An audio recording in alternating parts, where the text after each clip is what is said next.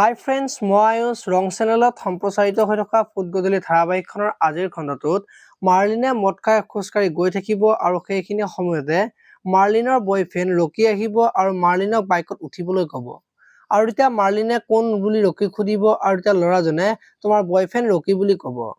আৰু তেতিয়া মাৰ্লিনে তোমাকতো মই ইভিনিং মাতিছিলো কিয় নাখিলা বুলি ক'ব আৰু তেতিয়া ৰকিয়ে মোৰ কামবোৰ শেষ হোৱা নাছিল সেইকাৰণে অহা নাছিলো বুলি কোৱাত কিয় আখিলা কৰি যাব লাগিছিল তোমাৰ কামবোৰ পুৰা কৰিব লাগিছিল তোমালোকৰ সপোনবোৰ বুলি মোৰতো সকলো আধৰুৱা হৈ গ'ল বুলি ক'ব।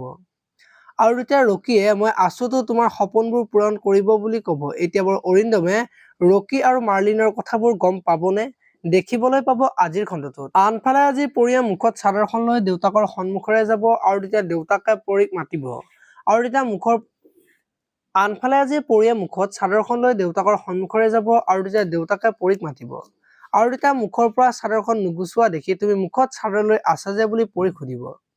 আৰু তেতিয়া অৰিন্দমে মোক মাৰিছে তাৰ কাৰণে এনেকুৱা হৈ আছে বুলি দেউতাকক ক'ব আৰু তেতিয়া দেউতাক আচৰিত হৈ পৰিব। এতিয়া বাৰু দেউতাকে অৰিন্দমক কি ক'ব দেখিবলৈ পাব আজিৰ খণ্ডটোত।